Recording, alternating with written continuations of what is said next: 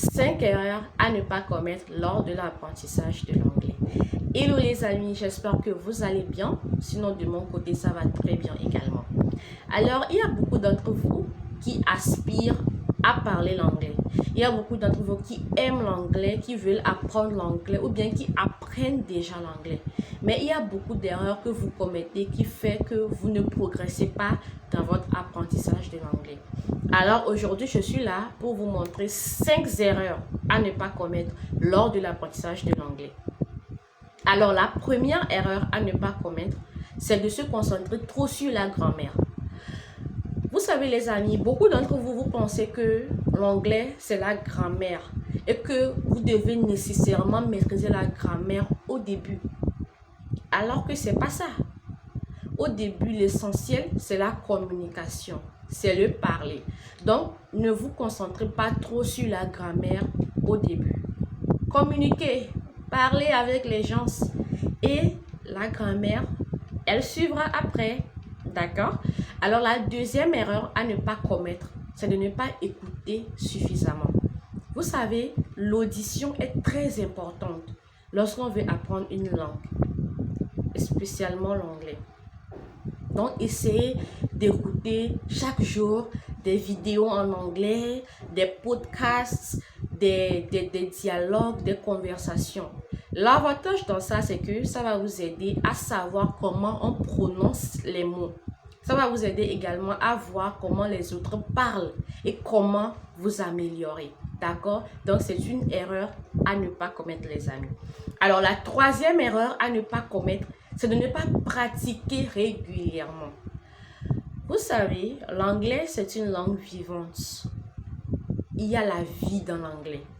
Donc, pour garder cette vivacité de la langue, vous devez apprendre à pratiquer cette langue. Donc, si ce n'est serait-ce que 15 minutes chaque jour, prenez ces 15 minutes-là pour parler avec vos amis, avec un partenaire, ou bien en écoutant les vidéos et autres. Apprenez à parler. Pratiquez l'anglais tous les jours, même si c'est 15 minutes. Ça va beaucoup vous aider lors de l'apprentissage de l'anglais.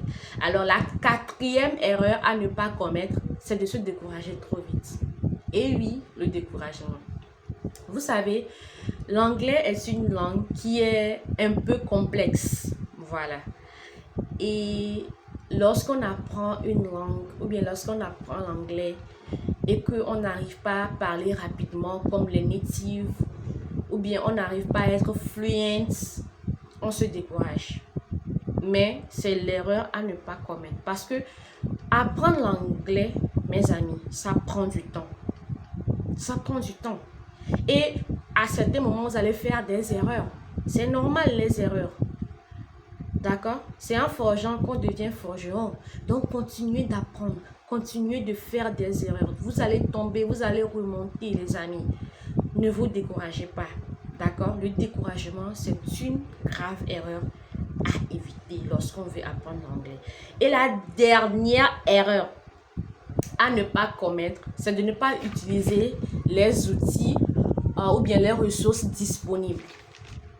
Voilà, parce qu'aujourd'hui, on a beaucoup de choses qui peuvent vous aider à apprendre l'anglais. On a les applications, on a des vidéos, on a les cours en ligne. Et sur ce point, il y a Sam Learn Institute qui organise des cours en ligne qui aident les gens à bien parler l'anglais. Si vous voulez élever votre niveau en anglais, ou bien si vous voulez apprendre l'anglais, vous aspirez à apprendre l'anglais, mais vous n'arrivez pas, les amis, Sam Learn Institute propose des cours spécialisés qui sont adaptés à votre performance, à votre rapidité d'apprendre, les amis.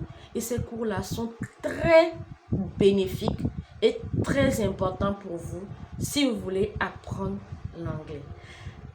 Alors, les amis, pour contacter Sam Learn, vous voulez contacter sur leur numéro WhatsApp au plus 228 92 39 37 50.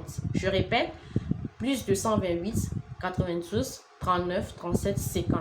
Ou bien vous voulez consulter leur page Facebook Sam Learn Institute. Alors les amis, merci beaucoup pour aujourd'hui. Alors dites-moi en commentaire quelles sont vos difficultés en anglais. Ok, bye les amis et à plus tard.